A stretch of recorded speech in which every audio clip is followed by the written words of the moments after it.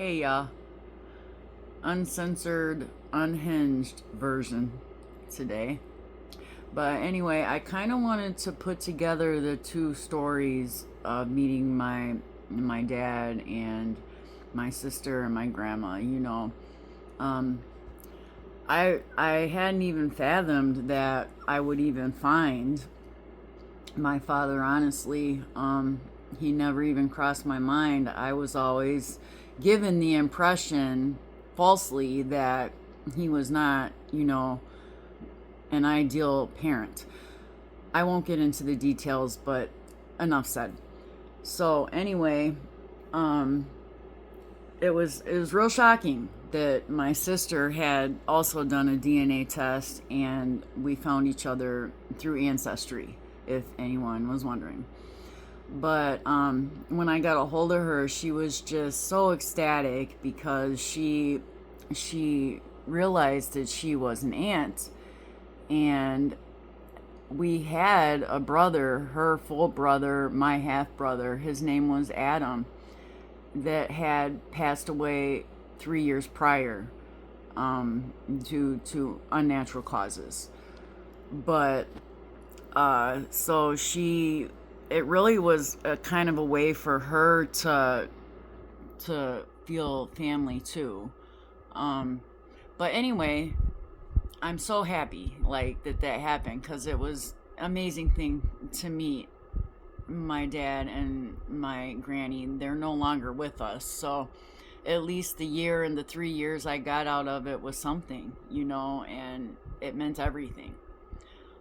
So the whole reason, I had set out to find my mother is because my whole life I had gone about under the understanding that I had had a twin sister. Now, my birth mom, or not my birth mom, my mom said, that she had had a hysterectomy and she couldn't get pregnant. And I was a single child, there was no twin, and I never would believe her. I was like, no, because I felt this sister of mine. I felt this sister, never felt my brother. And when I met Nicole, my brother had already passed on.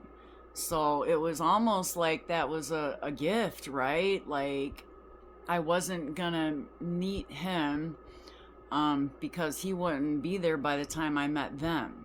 So it was almost as if, I don't know, man, the world's crazy. You take that as you want to, but I'm taking it as I want to, and it is magical, y'all.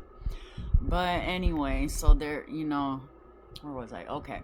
So the half brother who wasn't there, and the fact that I had been told to everybody, "Oh, I have a twin sister. I'm adopted, but I have a twin sister." But so no, she wasn't my twin. She was my sister. And when we met, I knew she was my sister, but it wasn't like the whole feeling I had felt my whole life. Like, and I would always question my mom, like, "Are you sure my birth mother didn't have other kids? Because I swear to God, I know I have a sister. I feel it. I know I do." And she would always answer me with the same stuff. She had a hysterectomy, Jane. I don't know. So anyway, moving on. Here comes my birth mom.